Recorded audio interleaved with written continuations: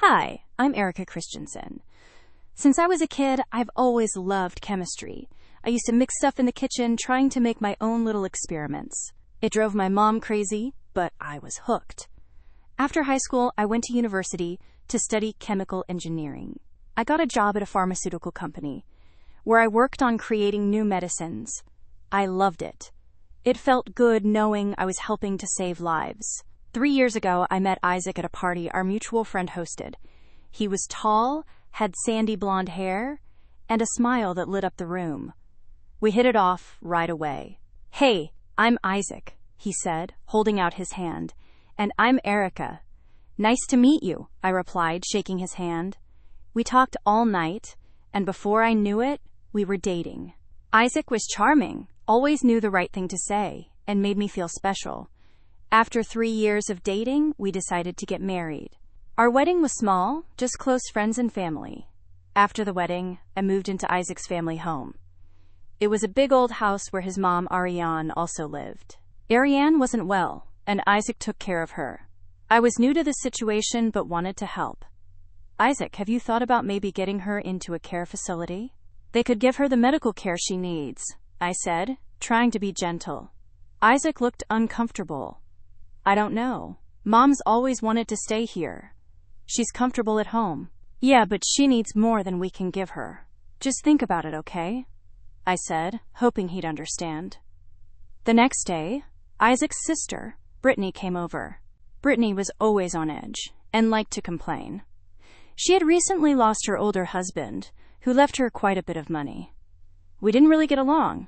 "Isaac, what's this I hear about putting Mom in a home?" Brittany snapped the moment she walked in. "I just mentioned it as an option," Isaac replied. I tried to stay calm. "Well, it's not happening. Mom will stay here until the end," Brittany said firmly, glaring at me. I decided to drop the subject. Brittany was still mourning her husband, and I didn't want to make things harder for her. But dealing with her wasn't easy. She had a habit of showing up unannounced and making everything more difficult. She never liked me and made it obvious whenever she could. One evening, I was in the kitchen cooking dinner, a simple chicken dish with vegetables. It was nothing fancy, but still tasty. Brittany walked in without knocking, as usual. "Erica, you're cooking again," she said, wrinkling her nose. "You know Mom liked her food with real flavor, not this bland stuff." "Good evening to you too, Brittany," I replied, trying to stay calm. "I'm doing my best with what we have." "Well, it's not enough." "Maybe you should try harder," she snapped. I bit my tongue, not wanting to argue. Isaac walked in just then, sensing the tension. "Hey, what's going on here?" he asked, looking between us. "Your wife thinks bland chicken is good enough for Mom," Brittany said with a huff, then stormed out of the kitchen. Isaac turned to me, clearly frustrated. "Erica, can't you just try to get along with her? She's been through a lot." "Isaac, I'm trying my best, but she's always criticizing me. Nothing I do seems good enough for her," I said, feeling the weight of it all. The next few days were tense. Brittany kept showing up unannounced, and each time, she found something new to complain about. It felt like I was walking on eggshells, never knowing what might set her off. One evening, she came over and started picking at the house. "Erica, this place is a mess. Don't you ever clean?" she said, looking around with disgust. "I clean every day, Brittany. Maybe if you actually helped, it wouldn't be so hard to keep up," I snapped, finally losing my patience. "How dare you talk to me like that? I'm just trying to help," she yelled back. "Help by criticizing everything I do? That's not helping, Brittany." I shot back, feeling my anger rise. "Erica, calm down," Isaac said, stepping between us. "Calm down? She's constantly attacking me, and I'm supposed to just take it," I said, frustration boiling over. Brittany glared at me and stormed out of the house. I felt both relief and anger, but the tension lingered. Dealing with Brittany was never easy. She'd breeze in, spend a few minutes in her mother's room, criticize me, and leave without helping. I started avoiding being home when Brittany came around. It was just easier that way. 8 months later, Ariane's health got worse, and she passed away. It was a hard time for everyone, especially Isaac. The funeral was somber, but Brittany's behavior made it even more stressful. At the graveside, Brittany turned to me, her face filled with anger. "Erica, if you'd found the right medicine, Mom might still be here," she said bitterly. I was stunned. "Brittany, I'm not a doctor. I did everything I could. Those are just excuses," she snapped, not caring how much her words hurt. After the funeral, I told Isaac he needed to talk to Brittany and set things straight. "Isaac, you've got to talk to her. She can't keep blaming me for everything," I said, trying to stay calm. "Erica, you're just making things worse. Stop provoking her," he said sharply. His words hit me like a punch to the gut. I couldn't believe he thought I was the problem. It was insulting and hurtful, especially after everything I'd done to care for his mom. The months after Ariane's death were rough. I was still trying to process Brittany's accusations from the funeral. I needed a distraction, so I decided to clean out Ariane's old room. Maybe it would help clear my mind. As I sorted through her belongings, I found a stack of medical documents in her desk drawer. I flipped through them, trying to make sense of what I was seeing. One report from 4 years ago showed that Ariane had been in excellent health. But recently, she had died of internal bleeding. It didn't add up. When Isaac came home from work, he looked tired. "Hey, what are you up to?" he asked, peeking into the room. "I found some of your mom's medical papers," I said, holding up the documents. I held up the documents. "Look at this. 4 years ago, your mom was fine. Then she dies of internal bleeding." Isaac frowned as he took the papers from me. "Yeah, that is strange. What are you thinking?" "I'm not sure yet, but it doesn't make sense," I said, feeling uneasy. "Didn't Brittany's husband die of the same thing?" Isaac nodded slowly. "Yeah, he did. Internal bleeding, just like Mom. And they both had unexplained bruises." My heart started to race. Bruises like that can happen if someone's taking blood thinners, but neither of them were on any, right? "No, they weren't," Isaac said, shaking his head. "What are you saying, Erica?" "I don't know yet, but it's weird." "Maybe I'm overthinking it," I said, trying to stay calm. A few days later, I noticed bruises on my own arms and legs. I hadn't bumped into anything, so it didn't make sense. Worried, I decided to run a blood test at my lab just to be safe. When the results came back, I was shocked. My blood had high levels of warfarin, a powerful blood thinner. I hadn't taken anything like that. "Isaac, we need to talk," I said, finding him in the living room. "What is it now, Erica?" he asked, sounding frustrated. "I found warfarin in my blood." "Someone's been poisoning me," I said, showing him the lab results. "Who would do that?" "It doesn't make any sense," Isaac said, shaking his head. "I don't know, but I have a bad feeling about this. I think it's connected to what happened to your mom and Brittany's husband," I said, feeling a chill run down my spine. "Erica, you're starting to sound paranoid," Isaac said, frowning. "I'm not paranoid. This is real. We need to figure out who's behind this," I said firmly. I felt desperate as we talked. Then, as usual, Brittany walked in without knocking. "What's going on here?" she asked, looking between us. "Erica thinks someone's been poisoning her," Isaac said, holding up my lab results. "Poisoning? That's ridiculous. She works in a lab. Maybe she took something by accident," Brittany said, her voice dripping with sarcasm. "I didn't take anything by accident, Brittany. This is serious," I said, glaring at her. "Oh, please. You're always looking for drama. Maybe you should focus on your own problems instead of dragging everyone else into them." Brittany shot back, rolling her eyes. "Brittany, this isn't drama. This is my life we're talking about," I said, my anger boiling over. Erica, calm down, Isaac said, stepping between us. We need to think this through. Calm down? Your sister's accusing me of making this up, and you want me to calm down, I yelled, frustration bubbling over. Erica, you're acting crazy. We can't keep doing this. We need a divorce, Isaac said, his voice flat and final. Divorce? Are you serious? You're gonna believe her over me? I asked, the shock hitting me like a punch. Yes, Erica, you're always stirring things up. I can't take it anymore, he said, looking away. Brittany smirked, clearly pleased with how things were playing out. I felt numb as I packed my things, the reality sinking in. I couldn't believe this was how it was ending. Brittany watched with a triumphant smile as I left the house, my heart heavy with betrayal and disbelief.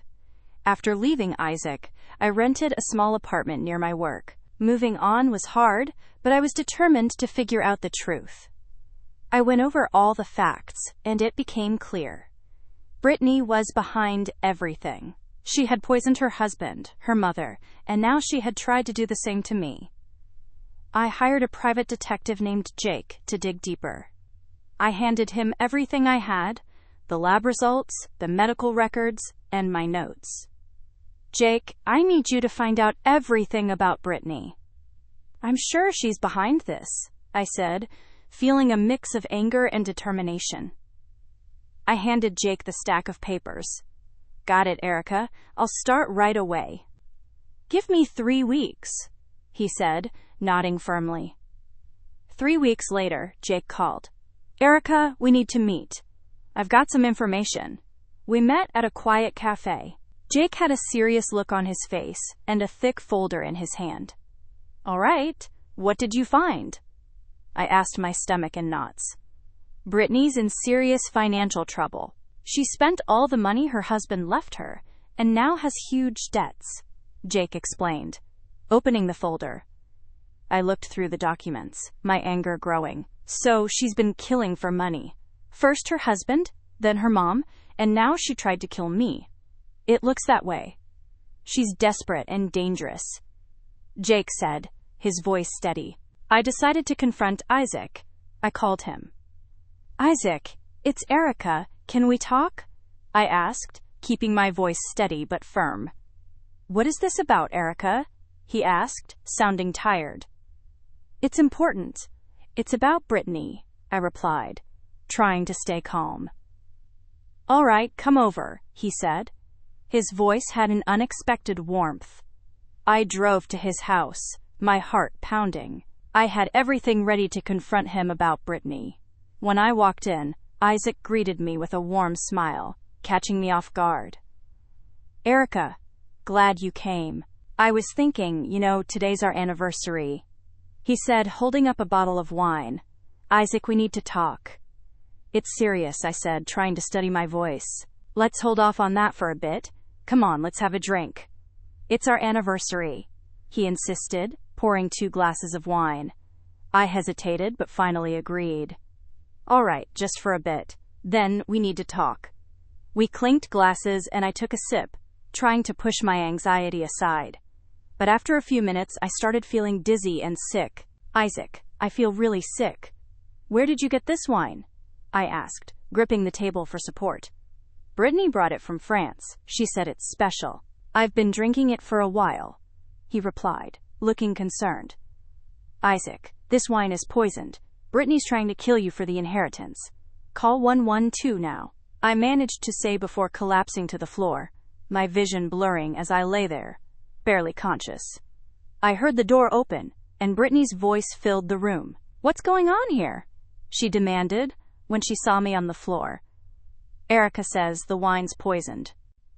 She's really sick, Isaac said, panic in his voice. Poisoned? She's drunk and making up lies to turn you against me. Brittany snapped, her voice sharp and angry. I'll get a cold compress, Isaac said, rushing to the kitchen. Brittany knelt beside me, her face twisted into a cruel smile. It's over for you, Erica. In a few hours, You'll die from internal bleeding. Then it'll be Isaac's turn, and everything will be mine, she whispered. I tried to speak, but my body wouldn't respond. The room spun, and I felt myself slipping away. The last thing I heard was Isaac returning, his voice filled with worry and confusion. Then everything went dark. I woke up a few days later in the hospital. My body ached and my mind felt foggy.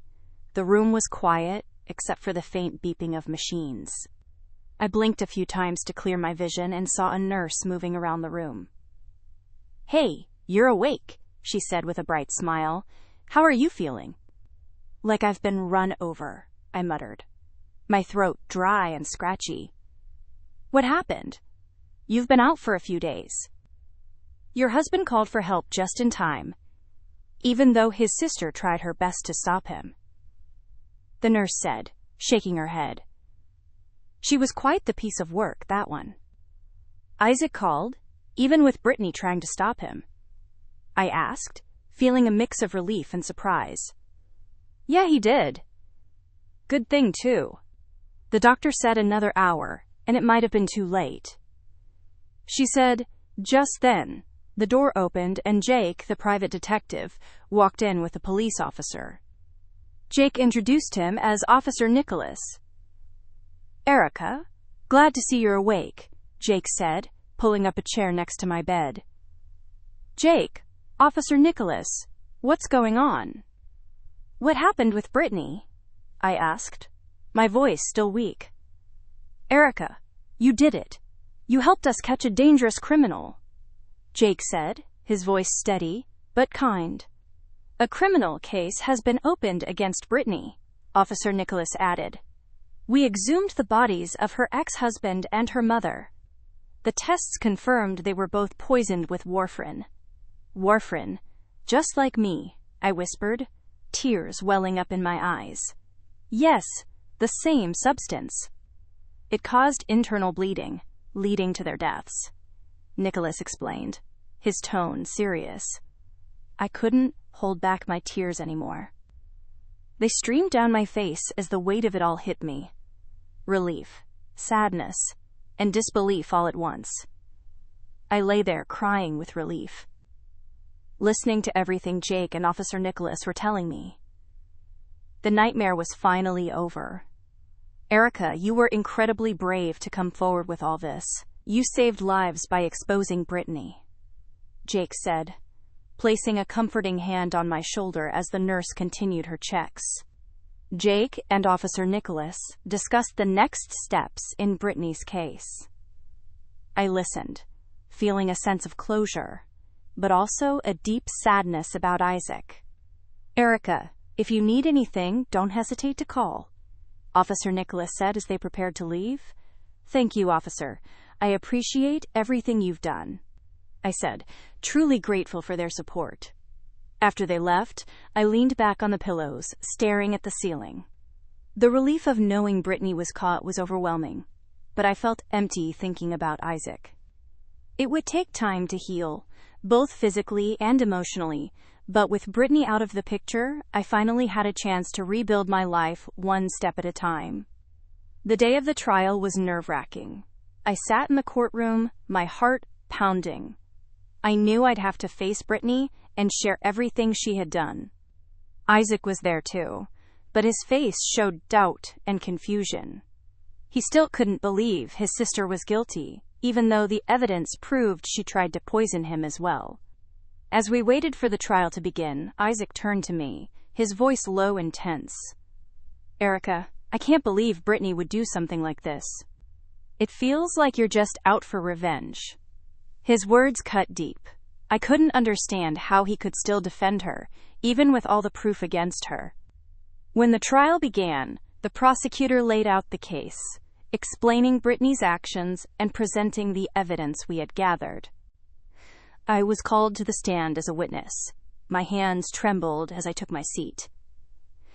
Erica, can you tell us about your suspicions and the evidence you found? The prosecutor asked, his voice calm and steady. I took a deep breath and began. I started noticing strange symptoms after moving in with Isaac. His mother's health declined rapidly, and she had unexplained bruises. I found similar symptoms in myself later on. I said, "What did you find in your investigation?" The prosecutor asked. I hired a private detective who discovered that Brittany was in serious financial trouble. We found evidence that she poisoned her husband and was likely trying to do the same to me and Isaac for money. I explained, my voice shaking. "Did Brittany ever say anything to you that indicated her guilt?" the prosecutor asked. "Yes, just before I passed out, she told me it was over for me, and that after I died, Isaac would be next. She wanted everything we had," I said, my voice breaking with emotion. The defense lawyer stood up to cross-examine me. "Erica, isn't it true that you and Brittany never got along? Couldn't this be a personal grudge?" "No, this isn't personal. This is about stopping a killer," I said firmly, refusing to back down. As the trial went on, more witnesses testified, and the evidence against Brittany kept piling up. The private detective presented his findings, and the medical examiner confirmed warfarin in the exhumed bodies. The tension in the courtroom was intense. When Brittany was called to the stand, she denied everything at first, but as the evidence mounted, she finally broke down and confessed. At the next hearing, Brittany looked at Isaac with a cruel, mocking smile. "Yes, I did it. I poisoned my husband, our mother, and I tried to poison you and Erica. I wanted it all, the money, the property. And look at you now, crying like a baby." Isaac's face crumpled, tears streaming down his cheeks. "Brittany, how could you?" he asked, his voice trembling. She laughed. A cold, heartless sound that sent chills down my spine. "You were always so gullible, Isaac. You never saw what was right in front of you." The judge's gavel banged loudly, calling for order in the courtroom. Brittany was convicted of 2 counts of premeditated murder and the attempted murders of me and Isaac. She was sentenced to a long prison term, her smug smile fading as the guards led her away in handcuffs. After the trial, the weight of everything began to lift, but the scars, both emotional and physical, remained. It would take time to heal, but I was determined to move forward and rebuild my life. Isaac and I would never be the same, but at least the nightmare was finally over. I made the tough decision to divorce Isaac. There was too much pain and betrayal to fix things between us. I went through treatment to recover from the poisoning, and I heard from friends that Isaac was also getting treatment, since Brittany had tried to poison him too. In my new apartment, I focused on rebuilding my life. It was small but cozy, a fresh start away from all the chaos. I worked on getting healthier and finding some peace. One afternoon, I was having coffee with my friend Brianna, who had been my rock through everything. "So, how are you really doing, Erica?" Brianna asked, her eyes full of concern. "I'm getting there one day at a time. It's been hard, but I'm trying to move on," I replied, sipping my coffee. "Have you heard from Isaac?" she asked, raising an eyebrow. "Yeah, he's tried to reach out a few times to patch things up," I said, rolling my eyes. "But I told him it's over." "Good for you. After everything he put you through, you deserve better," she said, nodding with approval. "I just can't forget how he trusted Brittany over me again and again. Trust is everything in a marriage, and once it's gone, there's no going back," I said, feeling a pang of sadness. "You're right. You need someone who believes in you and stands by you no matter what," Brianna said, squeezing my hand. One day, I was sorting through old photos, trying to decide what to keep and what to toss. Each picture brought back memories, some happy, others painful. My phone buzzed with a message from Isaac. I hesitated, but opened it. "Erica, I know I've hurt you deeply. Can we please talk one last time?" the message read. I took a deep breath and replied, "Isaac, there's nothing left to say. We both need to move on. I wish you well." But this chapter is closed. I hit send and felt a mix of relief and finality. It was time to close that door for good. In the evenings, I took up painting to relax and express myself. It was therapeutic, a way to pour my emotions into something positive. I also joined a local book club, meeting new people, and slowly building a new circle of friends. Every day was a step toward healing. I was determined to create a life filled with trust, joy, and peace. The past would always be part of me, but it didn't define my future. I was ready to embrace whatever came next, stronger and wiser than before.